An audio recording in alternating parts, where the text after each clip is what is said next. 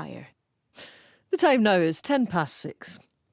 Now, the Board of Royal Bank of Scotland has refused to put a stop to branch closures at its annual general meeting in Edinburgh.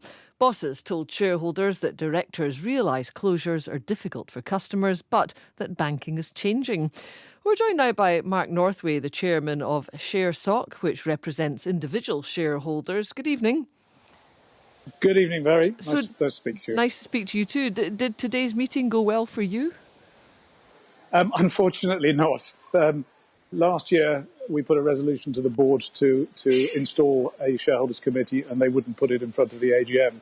This year, they were much more constructive, and they put it in front of the AGM. They gave us a 10-minute introductory slot to make our case and put it to a vote. But unfortunately, UKGI, which is the UK government investment agency, which holds the RBS shares on behalf of the UK taxpayer, decided to vote against us, which was disappointing, although not entirely unexpected. Why do you think they didn't want you in there monitoring what goes on?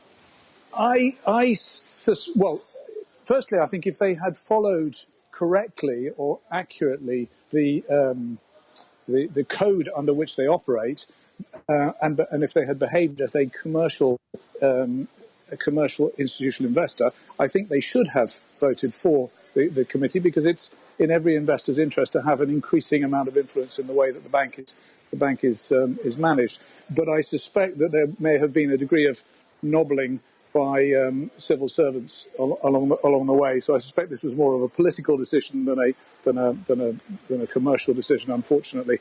But we did make quite a lot of progress. I mean, when we spoke to RBS last year, they were not engaging at all with their individual shareholders. Now they have reopened a programme whereby they meet with the individual shareholders around the country up to 5 times a year, which is a very positive step.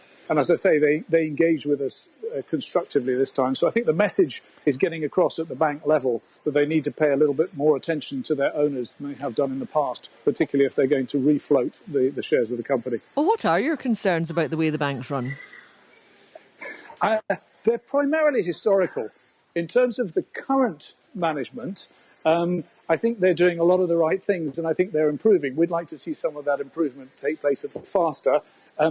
I do have a couple of very specific concerns. One is that they run a thing called the Sustainable Banking Committee, which is where they put stakeholders who are of some form of nuisance value.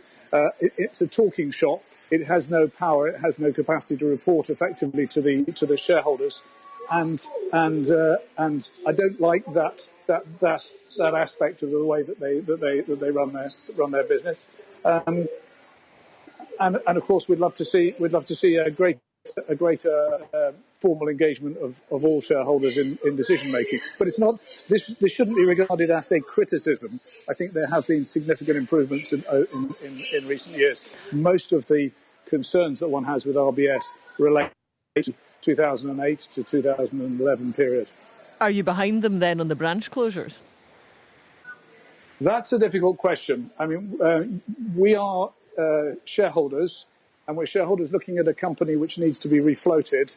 It's not a philanthropic organisation, it is a commercial organisation, and undoubtedly banking is changing and is becoming more digital, and the role of branches is changing very substantially. Ross McEwen put up a good show in defending the process behind the branch closures, the involvement of post offices within communities, the involvement of communal banking services, and a degree of attention to ensuring that do have some form of remaining access to the services that they need.